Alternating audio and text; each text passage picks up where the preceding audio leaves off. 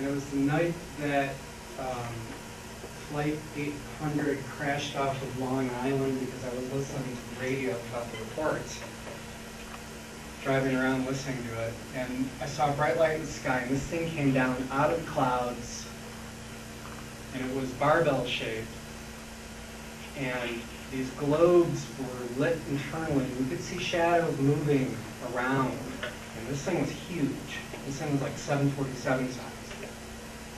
And it came down. It was first a bright light, and then at some point, and I don't recall how it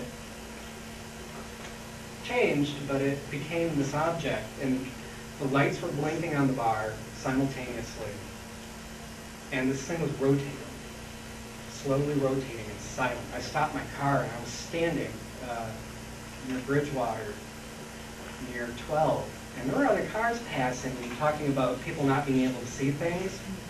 I'm standing outside looking at this thing, and there's cars passing. I'm standing outside of my car, and nobody stopped. So yeah, I think I was thinking that I was seeing things, but I wasn't. I mean, this was there. Did you say this was the same weekend as the Flight 800 crash? Same night. Same night. Yeah, because I was listening to WJR. Have you looked into that at all? No. Did everybody know about the Flight 800 crash? Well, that was obviously 96, right? It was a passenger plane. I forgot the airline right now. But anyway, Pan Am? TWA, probably one of the flights of the airlines is no longer in existence. But anyway, it crashed off Long Island.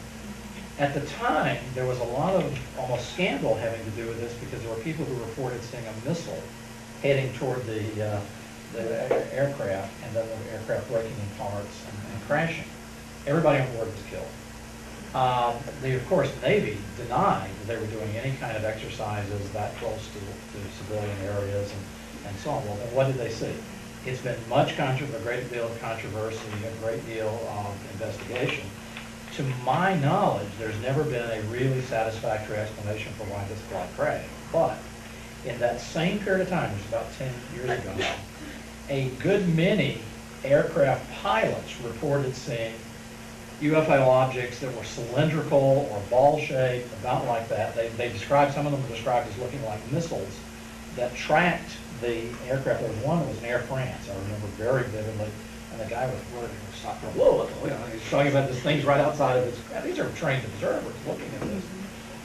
So there's been a good deal of talk within UFO circles as to whether that period of time there was some kind of visitation to Earth having to do who knows what agenda, but that they were going very close to some of the flight lanes, and maybe Flight 800 actually encountered one. Actually, it was a crash. I think they later did a TV movie based, maybe an X-Files, based exactly on that notion.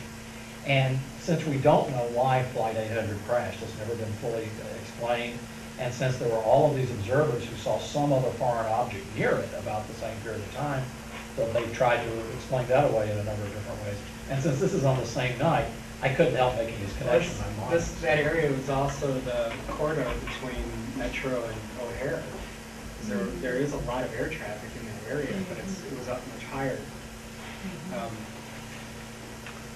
This thing was rotating silently, and I'm standing there, not scared yet. The thing that scared me, and this was really interesting, why this scared me, but as soon as one of those globes, the light on the inside extinguished, it just went dark. And at the moment that it did that, I got really frightened. I can't explain why, but that was kind of a shock.